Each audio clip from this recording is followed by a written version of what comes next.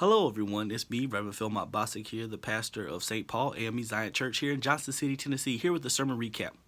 Well, this week we went through John chapter number 12, verses 1 through 8, looking at from the subject of giving you the best.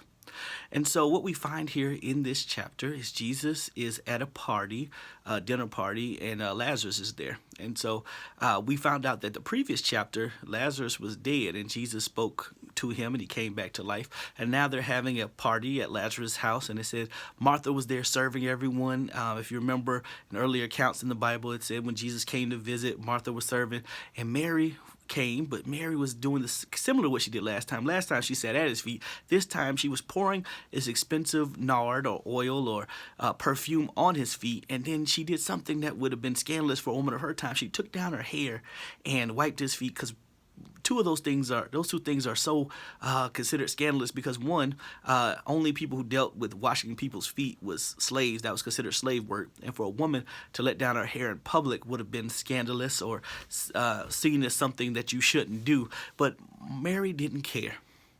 Jesus gave her back her brother. Odds is that Lazarus was responsible for taking care of both Mary and Martha. It didn't seem in the text that she had a husband. So this would have been the person who would have provided for both her and her sister. So his death would have been something that would have been not only devastating just from the loss of a sibling, but devastating socially. So she didn't mind looking silly in front of people socially, because Jesus gave her something back that she didn't think she could get back. And that's interesting that when she thought she lost something and Jesus restored it back to her, she was willing to give. Think about all the things in our life that we thought we lost, but Jesus restored back into us, whether it's friendships, whether it's relationships, could have been a marriage that was restored. If God has done any of those things in your life, you should be willing to go and try to help other people in those areas. Think about it. When you were broke and some kind of way God provided you with some money, you should be willing to give to people who don't have anything.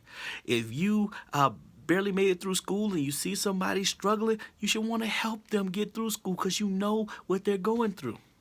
We understand that we are saved by faith and not works, but your works are a product of your relationship with Jesus Christ. You get what I'm saying? Because we love Jesus, Jesus done so much to us. We want to do the things like Jesus would do. We want to help the sick. We want to heal folks that are hurting, because that's what Jesus would do. It's because of our relationship with Jesus, we want to do the things that we think would be something that he would do. So think about it this week as you're going throughout your week. Is there somebody that you could help? Is there somebody that you could bless?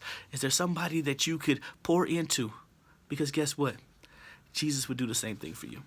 Well, that's the sermon recap. If you're ever in Johnson City, Tennessee, you can visit us at St. Paul at 201 Wellborn Street. All right, thank you. God bless you.